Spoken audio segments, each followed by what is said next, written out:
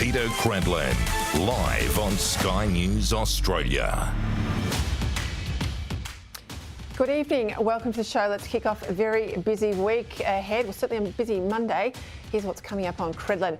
The Prime Minister under fire, accused of lying after attending Sunday's Violence Against Women rally in Canberra. At the same time, old-fashioned discipline set to make a comeback in schools to combat the alarming rise in violence against teachers. Now, you can't tell me that violence as a school student and later as an adult isn't related. More details emerge in police documents tendered to the court of the alleged teenage terrorist cell and plans they had, as claimed by police, to conduct attacks on Australia's Jewish community. Now, I'll show you exactly what it's alleged they communicated via phone messages to each other, with one claiming they were soldiers of Allah.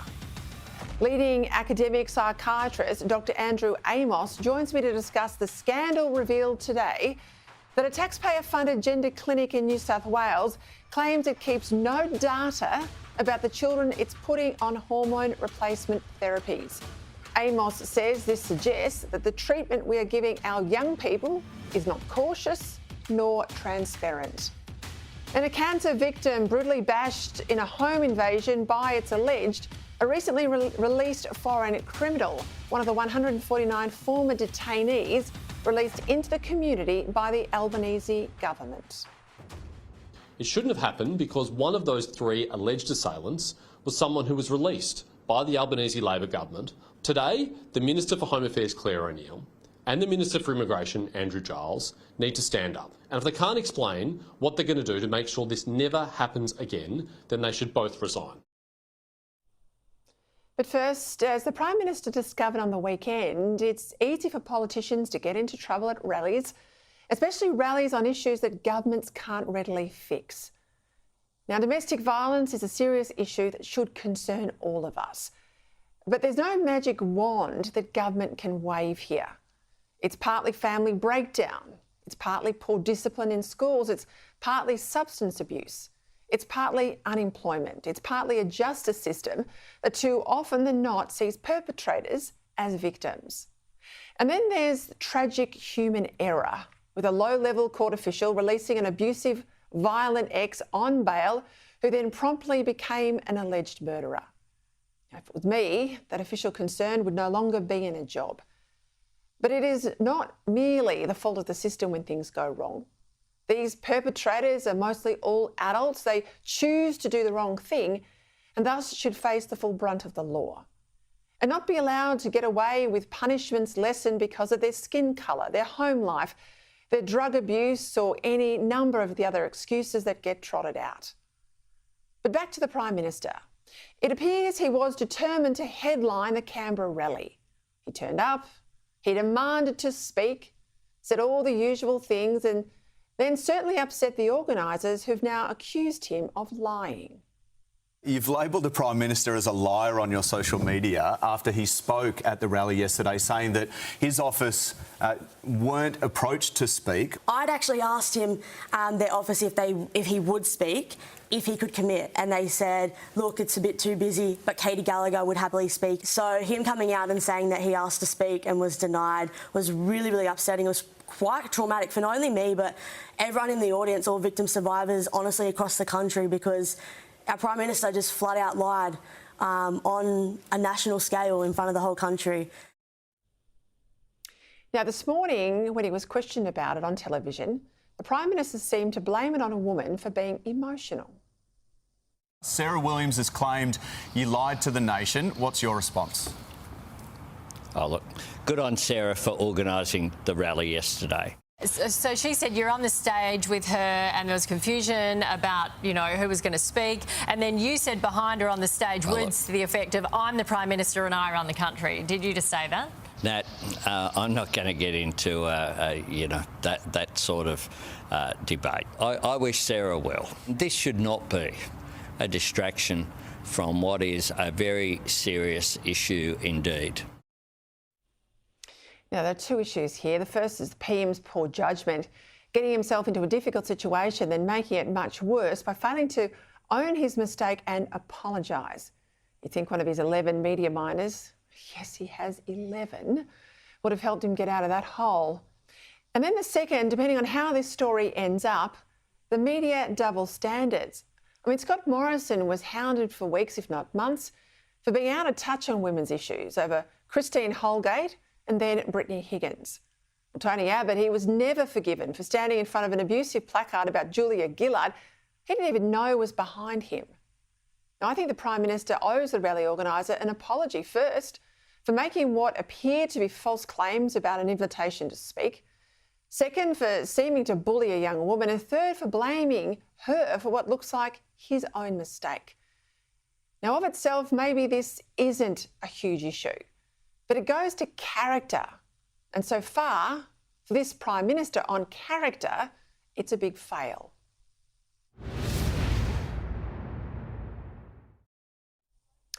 Look also to last week's argy-bargy about whether footage of an alleged terrorist stabbing should stay online strikes me as a smokescreen for the real issues.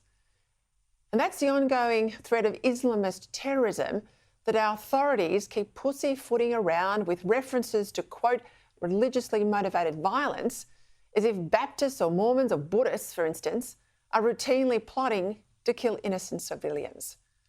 Couple that with this constant official bracketing of rampant anti-Semitism, which is real, with all but non-existent Islamophobia, because we're frightened of giving offence, and you can see how the Albanese government is failing to tackle the issue head on. Now, as we've seen, even police are too scared to name it for what it is. We will allege that these individuals adhere to a religiously motivated, violent extremist ideology. I want to be very clear. We target criminality and not countries. We target radicalisation, not religion.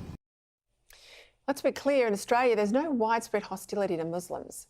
I'm not aware of any Christian or Jewish or preachers of any religion calling for the systematic killing of those who follow Islam. But we do have Islamist hate preachers in this country who want to see Jews and Christians killed. صفة من صفات اليهود هي أنهم شعب متعطش لسفك الدماء. The trees will speak, the stone will speak, and they'll say, "O Muslim, O believer, there is a Yahudi behind me, come and kill him." Jihad is part of our deen and one of the highest pillars of our deen. Hamas is mujahideen and freedom fighters and warriors. We need to be honest and upfront about this. And also the need for Muslim leaders to stop making excuses for terrorism, such as recent demands to stop calling it religiously motivated violence. Instead, they want it called politically motivated. Reports today say that the teenage jihadis arrested last week in Sydney knew Bishop Emmanuel's alleged attacker. There was one text message police claim saying that, and I quote, "I really want to target the Jewish people. We will plan it." Another text from police, the police claim says, "I want to die, I want to kill, I'm just excited." And these two allegedly quoted as saying, "Allah is the best of planners and we are soldiers of Allah." And quite rightly, we're saying that there should be no excuses for domestic violence. Well, there can be no excuses either for the allegations that concern terrorist plotting.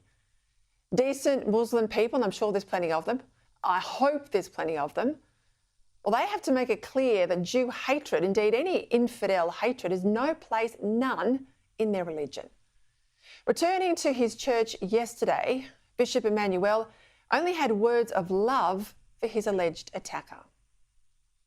I say to you, my dear, you are my son, and you will always be my son. I will always pray for you. I'll always wish you nothing but the best. It'd be a lot easier to take the would-be internet censors seriously if they were just as concerned about the incitement to violence from these Islamist hate preachers as the violence from the alleged terror attacker himself.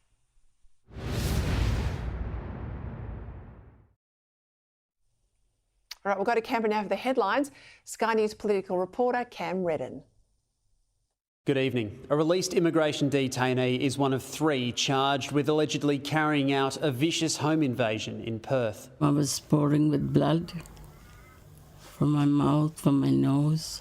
73-year-old Ninette Simons bearing the brutal scars of a terrifying incident in the suburb of Girraween. Police allege 2 men and a woman posed as police officers before carrying out a brutal assault on the cancer survivor and allegedly making off with items including jewellery worth more than $200,000. I thought I was dying. I don't know how I survived this. One of the 3 charged had been part of a cohort of detainees released from immigration detention last year following a landmark High Court ruling. The Prime Minister has been accused of lying about his appearance at a rally against domestic violence. We did ask to speak, myself and Katie, and we're told that that wasn't possible, and that's fine. I respect the organisers' right to do that. That's a full-out lie. Anthony Albanese was attending a rally in Canberra, one of many held across the country on Sunday. Organiser Sarah Williams became visibly distraught when calling out the Prime Minister's version of events. For the Prime Minister to continue on, he was tone deaf. Ms Williams claims that before going on stage, Anthony Albanese said words to the effect of, "I'm the Prime Minister, I run the country." I was happy not to speak. I was happy to speak. It was about raising awareness of the issue. A National Cabinet meeting has been called for Wednesday to discuss practical steps that can be taken to address the domestic violence crisis. Anthony Albanese has arrived in Alice Springs for his first visit since a nightly curfew to combat crime was lifted. It was an opportunity to come and see the progress that is being made here. All right, let's check on all the other big stories today. National editor at The Australian, Dennis Shanahan, joins me, as he does every Monday. Well, some polls over the weekend. We'll start with the first one. This is Red Bridge, showing Labor's primary continues to slide, Dennis. It's dropped now to 33%. The coalition's picked up ground. It tops out at 38%. And that, of course, mirrors recent polls by Resolve, Roy Morgan, Freshwater and Newspoll. Two-party preferred Labor retains a narrowed lead, but it's down 2 points on its last poll. You'd have to say now, I reckon it's trend, and if Labor was smart, they'd be smart enough to be worried.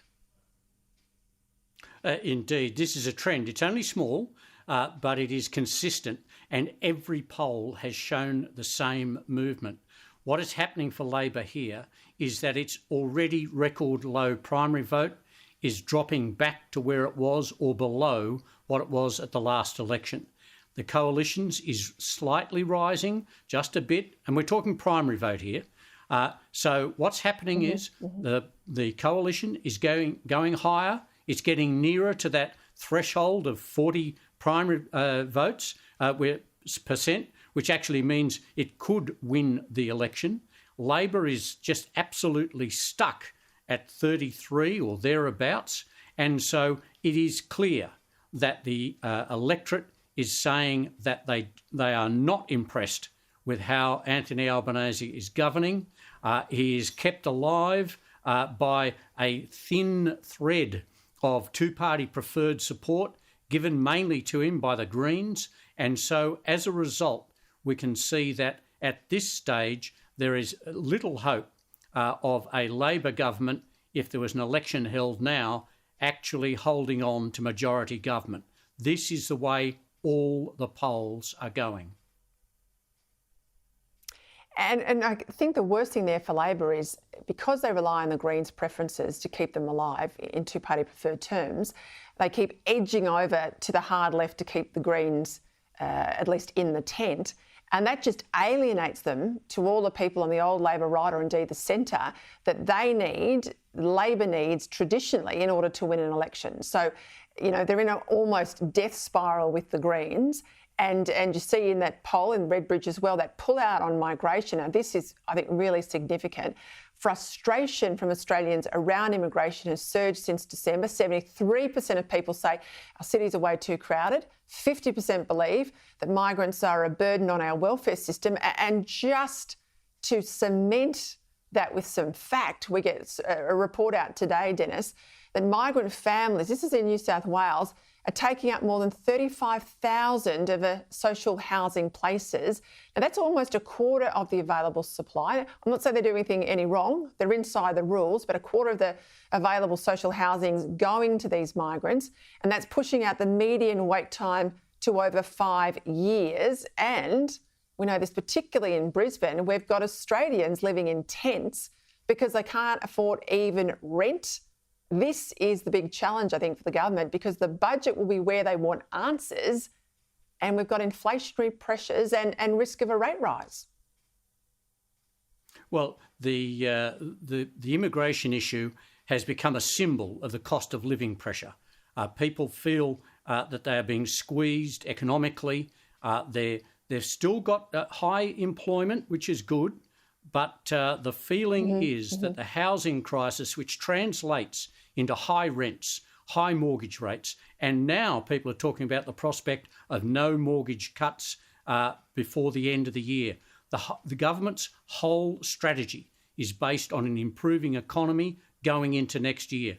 If there are no interest rate cuts, no dividends for people, and increased pressure on housing, whether it is just the availability of housing and the cost of rents, this will be a drain on Labor support all the way to the election. And this, coupled with those polling declines, will be a real concern that the central strategy for re-election is actually bogged down now economically and politically. What do you make of those shocking images that came out late this afternoon? The alleged involvement of one of the freed detainees in a violent home invasion in Perth. I mean, the imagery for the woman attacked in particular is shocking. This is an issue that's dogged the government now for months, and it's not going away. Well, again, this is another symbol of a wider problem. The issue of the release of the immigration detainees ties in to immigration, it ties into illegal boat arrivals, and it also ties into the broader issue of crime and violence. And these are all killer issues which the government has so far been unable to deal with. The responsible ministers on the release of the detainees have been next to useless. They haven't been able to provide explanations, and every time they provide a reassurance that these people who have been released are being monitored, you have yet another example of the alleged involvement of a detainee, a released detainee, in a violent crime. This really hurts the government, and the ministers on border security and immigration are really in the gun again over their incompetence in handling the way that these people are monitored. What about the fallout today from the Prime Minister's attendance at the domestic violence rally in Canberra? He was heckled. There's a different version of events from the PM as opposed to the organiser. She was pretty emotional about it, though. And in the end, it's how the Prime Minister's perceived to handle this rebuke. How did he do it today? Did you think he has turned things around, or is it going to dog him? Look, I think he did what the only thing he could do. He didn't respond. He just said, I was happy to speak or not speak. He didn't answer the allegation that he had lied. He didn't answer that he had failed to read the room, as it were, and insisted on speaking. He hasn't contradicted, and nor can he really, because it would just be picking a fight with someone who is, at the moment, a hero on these rallies against domestic violence. And so he has handled it reasonably well, but going into it was the big mistake. And he has now, he actually attacked Scott Morrison for his handling of women's issues, and he is now suffering the same fate that Scott Morrison did at the hands of Labor ministers, of Labor leaders and shadow ministers in opposition. It's a sort of a sweet revenge for the coalition, but it isn't helping on the issue of domestic violence. Dennis, Bishop Emmanuel was back at the altar yesterday in his church in Western Sydney, of course, allegedly involved in a terror attack. He had a fiery sort of sermon pushing back on the imagery of his stabbing being taken off the internet. He was fiercely defending freedom of speech and religion. Let's have a listen. I am very proud of these great Anzac warriors who gave their life up to the very human rights, to the very freedom of speech and freedom of religion. They died to keep and preserve the human identity and integrity. And this is why I stand for that freedom of speech and freedom of religion. It's been a really messy issue now for about 10 days. I have to say the imagery of the woman allegedly attacked by the free detainee in Perth is just as horrific as the vision I saw of the bishop's stabbing. But I mean, where have we landed after a week of this debate, Dennis?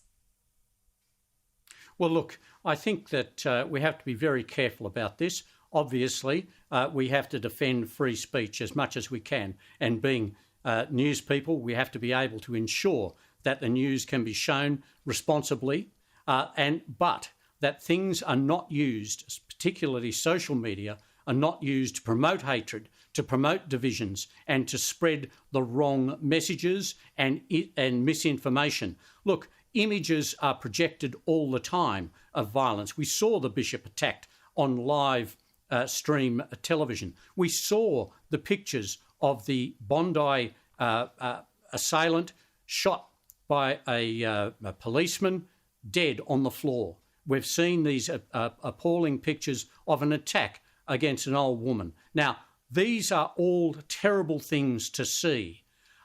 What we have to do is not say, well, we can't run this because it is in fact the truth and it is what has happened, but we have to be careful how we do it and how it is used. Now, obviously, the bishop here is promoting the idea that he wants to see people continue to have access to the vision of the attack on him. It works in his interest to do that. But of course, there will be people who will misuse it. So this is a very difficult area to be in. We have to stick to principles and to professional outlook. We can't allow it to dissolve into the hands of people seeking to create havoc and seeking to create hate and violence. That's where you have to draw the line. Dennis Shanahan, thank you. All right, we've had the police file their brief of evidence in relation to that group of teenagers arrested during anti-terrorism raids in Sydney. The filings occurred today. They are accused of planning a terrorist attack, and the evidence today points to the Jewish community. Julia Bradley has the latest. Targeted by police as part of mass anti-terrorism raids, 4 teenage boys are accused of planning a terrorist attack targeting Sydney's Jewish community. After one of their alleged associates, a 16-year-old, stabbed a Christian bishop at a church in Wakeley in an attack that was allegedly motivated by ideology. Police documents tendered to court show the group, including a 15, 16 and 2 17-year-olds, allegedly plotting an attack of their own, planning to acquire guns worth up to $4,000 and planning to stash them in abandoned houses.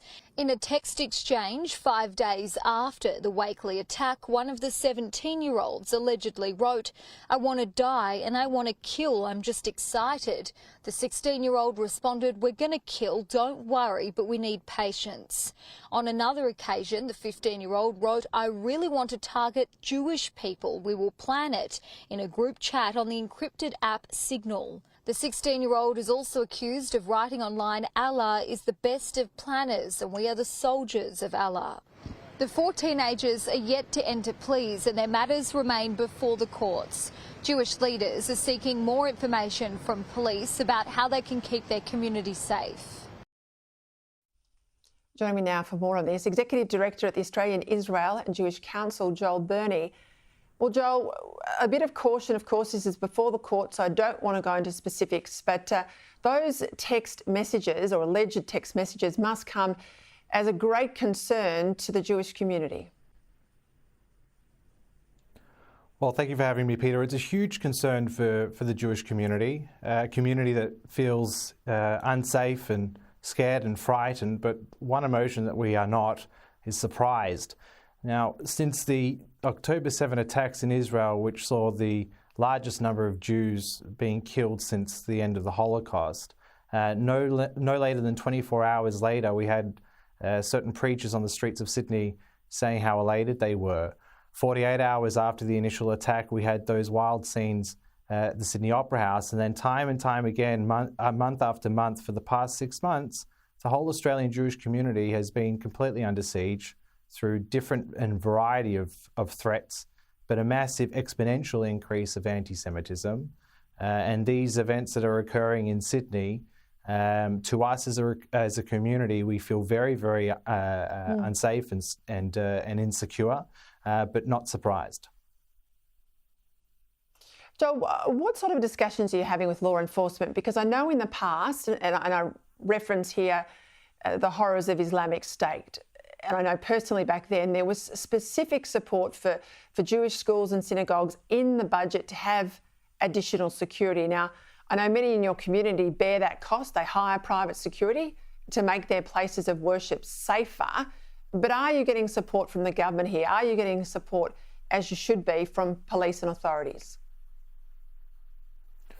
Well, Peter, as you correctly note, due to the security threats that the Jewish community has historically faced in Australia, we have needed to subsidise through security levies for all of our installations. So my 3-year-old attends a Jewish creche, and she has an armed guard outside the front, private security. My 8-year-old is in a Jewish school, the same thing, armed guards outside the front of the school, and this has been normal for them, which is, it's unusual for anyone else in Australia to have that type of protection.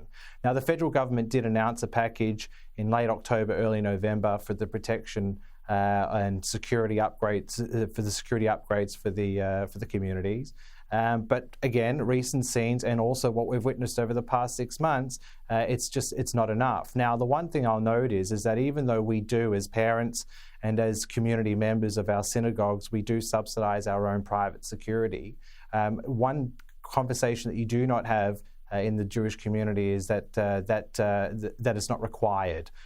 So whilst we can be happy or unhappy as to whether or not we're getting enough funding to completely cover those costs, the one things that we do know is that the threat level is as such that we do need to secure those installations at all costs, and we, as those responsible parents and congregants of those synagogues, are going to continue to do so.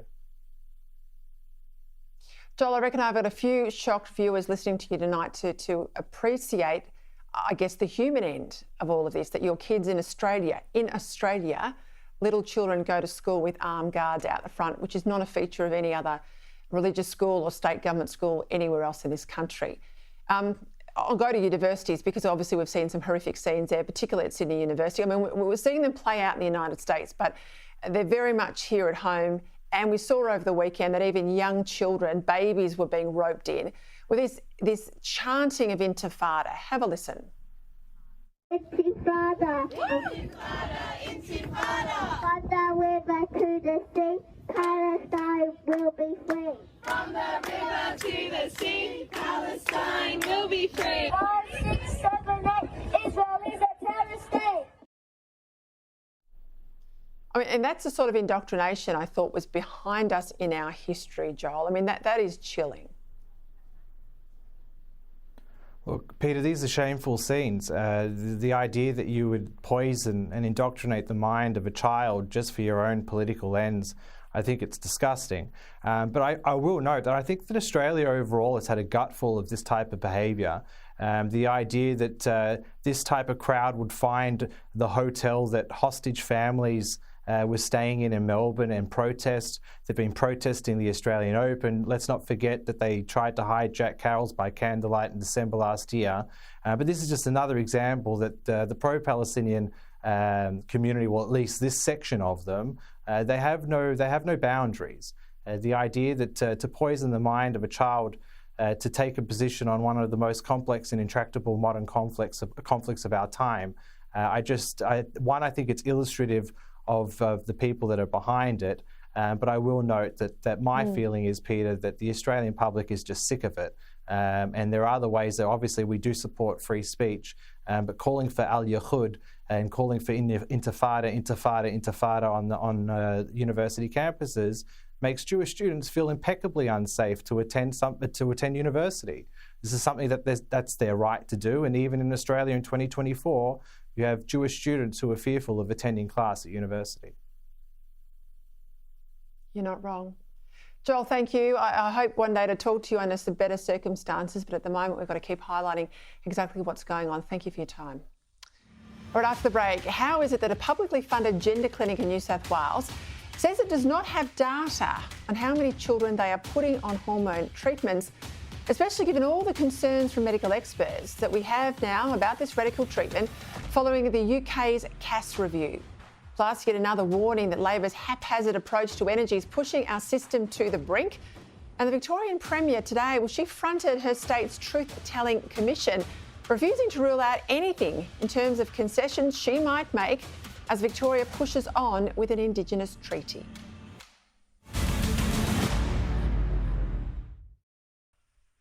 Welcome back. As I mentioned, Victoria's treaty process went up a notch today as the Premier gave evidence and refused to rule anything out as negotiations continued.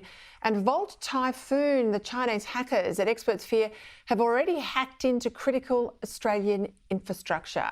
But first, despite the landmark review out of the UK on gender treatments, where radical hormone treatments now have been discontinued for those under the age of 18, Australian practice remains unchanged.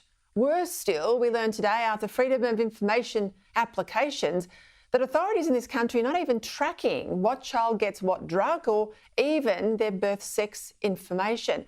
At least that's the official line for the largest such clinic in New South Wales called Maple Leaf House.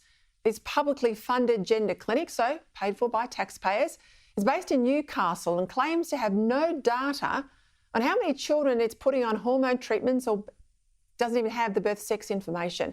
And just to give a perspective on how many referrals the clinics received last year alone, well, it had 443 new referrals, new patients, while the big gender clinic in Sydney at the hospital, Children's Hospital at Westmead, saw only 63 new referrals. For more on this, I'm joined by academic psychiatrist Dr. Andrew Amos. Well, Andrew, thank you for your time. How is it that a major provider of gender medicine in this country can't provide this sort of basic information? Thanks, Peter. Good to be here. But look, that's an excellent question. And if you look closer, it's probably not that Maple Leaf House can't provide the data. It's more likely that they don't want to. So in my opinion, there's really only two plausible explanations why they don't systematically collect basic information about their patients and treatment. So first, the clinic probably doesn't want to collect and report information that might reveal their treatments are harming patients. And second, it basically confirms that no one's providing the type of oversight needed to ensure that they're providing high-quality healthcare. So it's difficult to go much beyond those two reasons because we know so little about what happens in these clinics. But of course, that's exactly the problem we've been trying to get medical authorities to admit and then correct. Yeah, but Andrew, if I went down to my local GP and I get prescribed something, it'll get logged in the computer and I'll walk away with a script. And I guess if authorities, if Medicare or the PBS went into that clinic, they'd say, well, how many people have you given antibiotics to last week? And how many people have you put on the pill or any of the other sort of regular prescriptions? These guys are publicly funded. How is it that they don't collect? Well, you'll not say that they don't collect. They don't want to report this information. How is it they get away with that then? Well, look, it's a reasonably complicated situation, and Maple Leaf House have just started their practice, so they are still establishing how they go about things. But look, the way we describe it in medicine, what you want for high quality healthcare is to have clinical governance frameworks, and those are the systems essentially designed to ensure that the people providing the care are doing what they need to do. Data is absolutely the lifeblood of that type of system. That's generally implemented at state level. And one of the problems with this situation with gender medicine is that the lack of information that we've been provided makes it very difficult for outsiders to understand who's actually responsible for reporting in this area and therefore who needs to step up their game. Look, ultimately, somebody within New South Wales Health has to be responsible for what's going on at Maple Leaf House. And just by the pure fact that even with freedom of information requests, we can't get this information, suggests they're really not doing what they should be doing. We saw in the CAS review and the interrogation of recent medical research that pulling together all of this stuff is critical to assess how efficacious treatments are, the quality of the research. How can we make a similar judgment here in Australia if we don't even have this data? I mean, we haven't even had a CAS review, haven't had a statewide review, haven't had a national review. But if we're not even giving someone like you with your experience access to the data, well, how are we so sure that we're right and that the CAS review got it all wrong? Oh, look, another fantastic question, Peter. In fact, one of the main findings of the CAS review was that the failure of the services to collect the data was probably one of the main things that was putting their patients at risk. But even more concerning, many of the services actually refused to provide the data that they did have. And that led to speculation that there were patient harms they knew about, but they didn't want to admit. So, look, I can't see any other reason a medical unit would have that information and not give it up than that they were trying to avoid something. I think absolutely we have reason to believe that's what's happening here. And there's certainly been an effort on the part of medical authorities to avoid looking at the CAS review. So, I agree with the premise of your question. We do need some sort of inquiry. I would prefer at the federal level to look into what's happening along the lines of the CAS review. Otherwise, we're never going to get the end of this. You've got a paper coming up, I'm told, looking into some of this unknown data. What can you tell us? Thanks, Betty. Yes, I've got a paper which should be out in the next few days. It's based on the freedom of information requests which have been made by New South Wales MP Greg Donnelly. And he essentially forced all of Australia's public gender clinics to give up some of their data, not all of it. They weren't giving us anything, but he did get some of the basic information. So my paper takes that data and essentially shows that Australia is reproducing the same exponential increase in the number of patients presenting with gender dysphoria that happened in the UK, but we started a few years later. Now, in part, that's somewhat lucky because it means we can still avoid the worst harms of treatments like puberty blockers. But in order to gain that advantage, that would require a significant change of practice. And unfortunately, we're not actually seeing much evidence that medical authorities in Australia are likely to try and make that happen. Well, Dr. Amos, we'll look forward to reading your paper when it lands. Thank you as always for your time. Keep up your advocacy. I just want to bring you some news too. Britain's National Health Service, this is the NHS, their equivalent of Medicare. They're going to ban terms like chest feeding. They'll go back to breastfeeding. And it won't be people with ovaries anymore. We'll be back to calling women women. It'd be nice if that happened here in Australia. All right, still to come, even the left-leaning Credlin Institute is sounding the alarm over Labor's net zero debacle. The unbelievable number of spin doctors in the PM's office. I mean, this was out today. You will not believe it's multi-million dollars in terms of salaries. Goodness me. Victoria's pushed 2 on the treaty. I'll get into that detail with the Premier taking the stand today in the Truth-Telling Commission.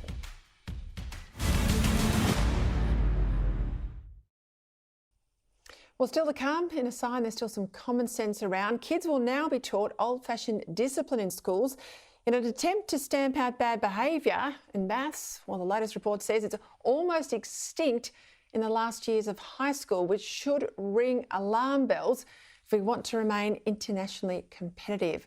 But first, let's bring in my panel. It's Monday, of course. LNP MP Keith Pitt and former Howard Government Minister Gary Hargrave. Well, gentlemen, welcome. Let's start with that new report today from the Credlin Institute. And when I say they're left-leaning, I am not kidding. Well, they reckon the national electricity market needs to be reformed if we're going to avoid blackouts, moving to net zero. One of the lead authors, Tony Wood, has criticised Labor's ad hoc and uncoordinated approach, he says, and warns Australians will not forgive our leaders if they mess up. What about mess it up? It's messing up now. Mess up the transition. Well, Keith, I said they're left-leaning, and if the left are bellying the cat on something like this, you know we're in trouble, don't you? Oh, Peter, they've had an epiphany. It's quite incredible. I mean, this is the mob who said, you won't have time to get community support. You can just forget all that. We'll just roll over those regional communities. They don't matter, and we'll just destroy the environment. That'll be fine to put these crazy things out in the field. And now we see they're claiming that, guess what? It won't work.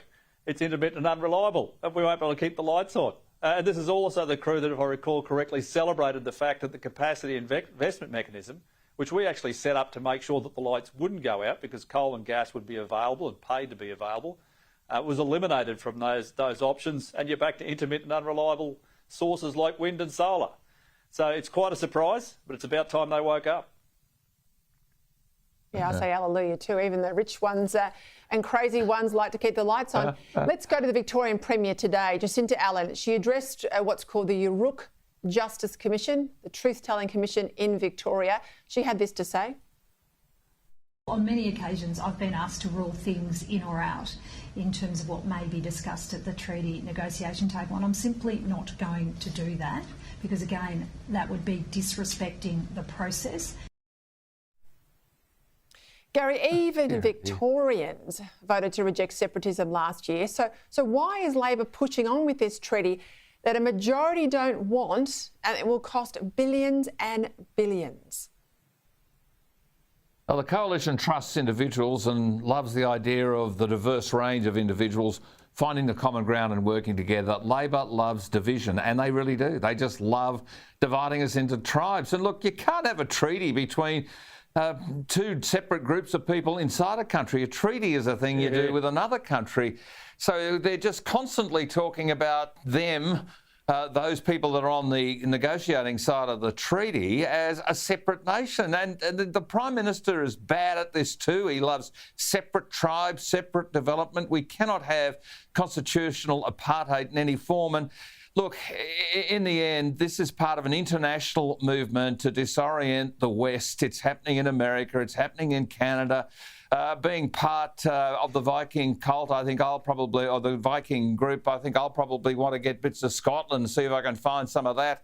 You know, I mean, it's just madness, Peter. And unless we start getting leadership at all levels of government about the business of how we bring people together, not how we divide them apart, this country is heading for a serious breakdown, a fracture. And the same thing is happening in Queensland. They've got this kind of pathway to treaty after 70% of Queenslanders voted emphatically no, and most of them were Indigenous Australians. They know it's the rent seekers who want this, and they're just going to bludge off the rest of us.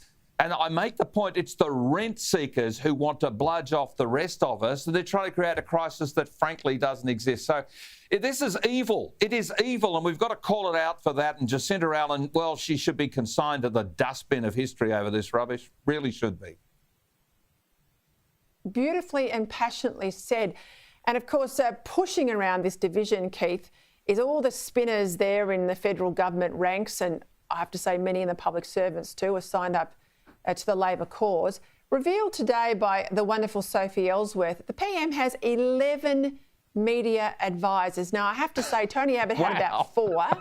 Peter Dutton's got 2. I mean, Peter Dutton's got 2. Peter Dutton's in opposition. I've added it up.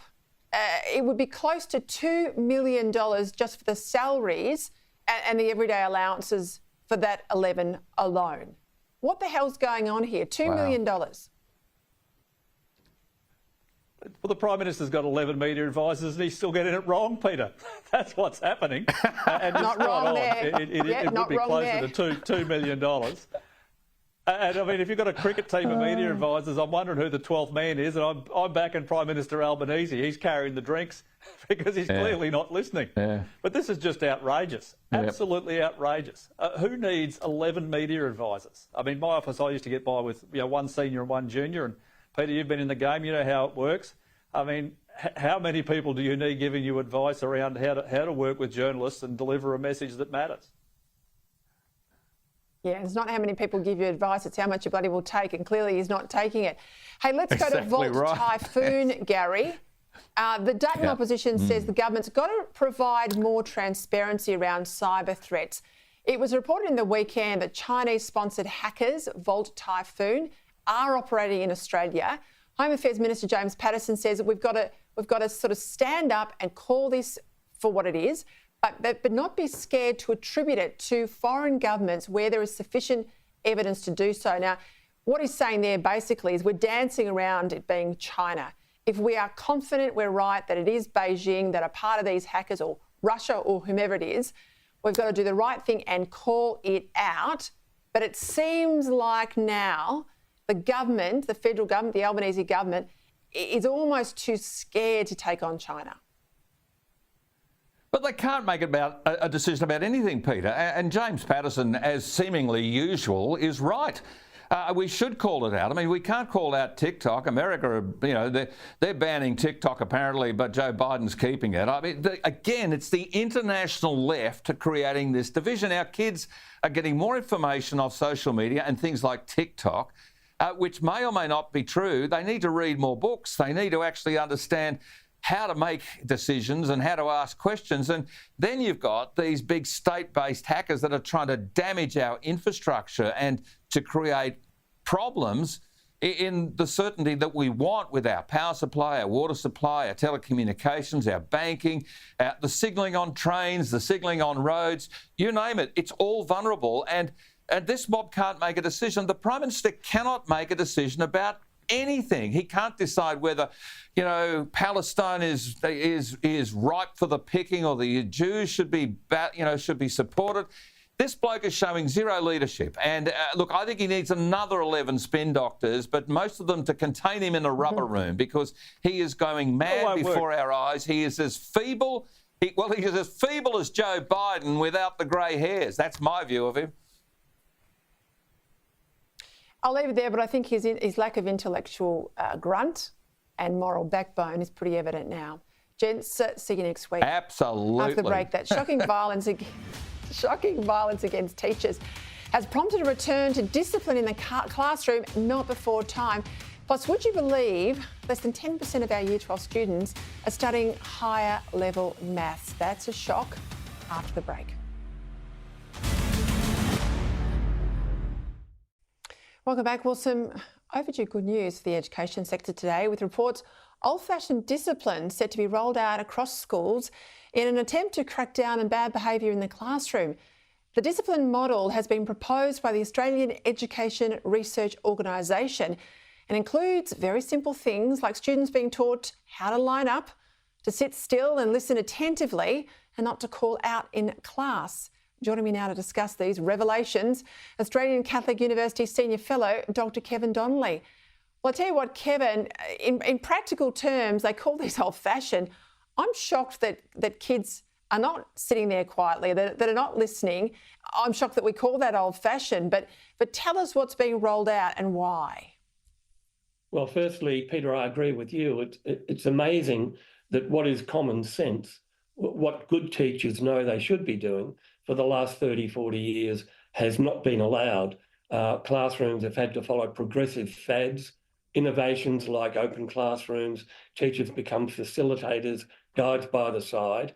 And so lo and behold, after all that mayhem, we've suddenly discovered that maybe students need to be told to be polite, to respect teachers, respect one another, to line up before the class, to put their hand up before they speak, to look at the teacher rather than one another giggling away with their iPhones and iPads, which should be banned. So it's a revelation, but it's come too late. No one who would have been under my aunt, who's a teacher, would have had anything other than all of that discipline under control. Maths today also took centre stage. We find that students now studying maths in higher reaches, this is intermediate maths, Year 11, Year 12s, 26% of us are studying maths at that level. It used to be around 35% about a decade or so ago, but this is the worst one. Only 9% of kids at a higher level are studying, at Year 12 are studying higher level maths, only 9%. It's certainly not the case in Asia and where we're got all our competitors. How can we improve? It's a very difficult problem, Peter, made worse by the fact that so many teachers are teaching what they call out of field. The research shows that up to 1 or 2 teachers in secondary school have never had the training in mathematics. So what happens then if students are not taught by committed, knowledgeable teachers, they don't get that kind of background, that basics that they need to be confident to do year 11 and 12 mathematics. The other problem here, of course, and it's something that the Prime Minister will have to address if he has the ability, is that we will never be successful in STEM. All this talk about energising the economy will never work unless we get more young people into university studying those subjects. Not wrong, Kevin. I'm out of time, but common sense as always. Speak to you again. Thanks for your company tonight. I'll see you tomorrow night at 6.